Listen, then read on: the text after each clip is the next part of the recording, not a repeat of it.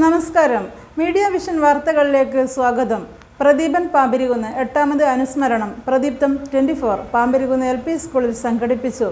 ചെറുവണ്ണൂർ ഗ്രാമപഞ്ചായത്ത് president NT Shijith ഉദ്ഘാടനം ചെയ്തു. കഴിഞ്ഞ 8 വർഷം മുമ്പ് കോഴിക്കോട് വെച്ച് വാഹനാപകടത്തിൽ മരണപ്പെട്ട കവിയും എഴുത്തുകാരനും നാടകകൃത്തും സംസ്കൃതം അധ്യാപകനുമായിരുന്ന പ്രദീപൻ പാമ്പിരിക്കുന്നിന്റെ 8ാമത് അനുസ്മരണം പ്രദീപ്തം 24 പേരാമ്പ്ര പാമ്പിരിക്കുന്ന് LP സ്കൂളിൽ സംഘടിപ്പിച്ചു.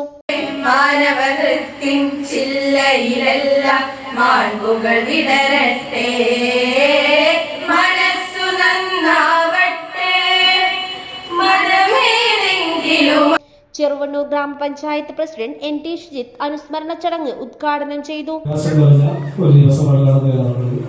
ഈ വർഷത്തെ അദ്ദേഹത്തിന്റെ 8ാമത് ജന്മവാർഷിക ദിനം പ്രദീപ്തം എന്ന പരിപാടിയോടുകൂടി അദ്ദേഹത്തെ അനുസ്മരിക്കുകയാണ്. അദ്ദേഹത്തിന്റെ സുഹൃത്തുക്കളും സഹപ്രവർത്തകരൊക്കെ ഇത് വലിയ ചടങ്ങിലേക്കൂടെ ഒത്തുകൂടുകയാണ്. നമുക്കറിയാം, പ്രദീപൻ പാമ്പിരികുന്ന് എന്ന ഏറ്റവും നമ്മുടെ കാലഘട്ടത്തിൽ ഏറ്റവും പൂർണ്ണനായ ഒരു മനുഷ്യനായിരുന്നു. അദ്ദേഹം ഏറ്റവും ചെറുകഥാകൃത്ത് ഷിഹാബുദ്ദീൻ പൊയ്ത്തും കടവ് മുഖ്യപ്രഭാഷണം നടത്തി. നമ്മെ പഠിപ്പിച്ചത്, തർക്കിച്ചത് എല്ലാം ഈ ഒരു കാര്യത്തിനാണ് കാണാൻ വേണ്ടി കഴിയും. തുല്യ ബോധം എന്ന് പറയുന്ന ഒരു സമിതി എന്ന് പറയുന്നത് എനിക്ക് തോന്നുന്നു മനുഷ്യൻ്റെ ഏറ്റവും സിവിലൈസേഷൻ്റെ നമ്മൾ ഉണ്ടാക്കിയ സിവിലൈസേഷൻ്റെ ഏറ്റവും പ്രധാനപ്പെട്ട ഒന്നാണ് തുല്യത എന്ന് പറയുന്നത്. ലോകത്തിലെ ഒട്ടുമിക്ക സമരങ്ങളുടെയും പ്രക്ഷോഭങ്ങളുടെയും ഒക്കെ ഒരു കേന്ദ്രബിന്ദു എന്നാണ് നോക്കിയാൽ നമുക്ക് കാണാൻ കഴിയുക. അത് തുല്യതയ്ക്ക് വേണ്ടിയിട്ടുള്ള, സാമ്പത്തികമായ തുല്യതയ്ക്ക് വേണ്ടി, വർഗപരമായിട്ടുള്ള തുല്യതയ്ക്ക് വേണ്ടി, ജാതിപരമായ തുല്യതയ്ക്ക് വേണ്ടി, ഇങ്ങനെ അനേകമായി നമുക്ക് ചുറ്റുമുള്ള മനുഷ്യവിരുദ്ധതയുടെ മേലെ നൃത്തം ചെയ്യുന്ന ഇതിനെതിരായിട്ടുള്ള ഇക്വാലിറ്റി എന്ന് പറയുന്ന ഒരു മനോഹരമായ സങ്കല്പത്തിന് വേണ്ടിയിട്ടുള്ള സമരങ്ങളാണ് കാണാൻ കഴിയുന്നത്. സ്വാഗത സംഘം ചെയർപേഴ്സൺ P മോനിഷ ചടങ്ങിൽ അധ്യക്ഷത വഹിച്ചു.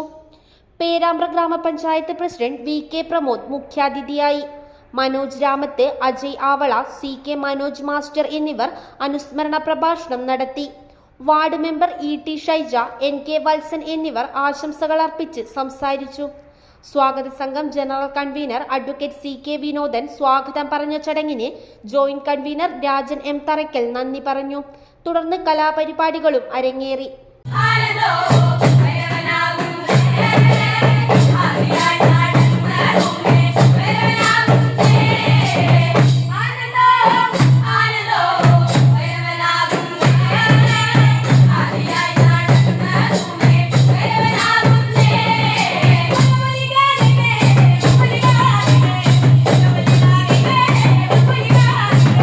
News bureau, media vision.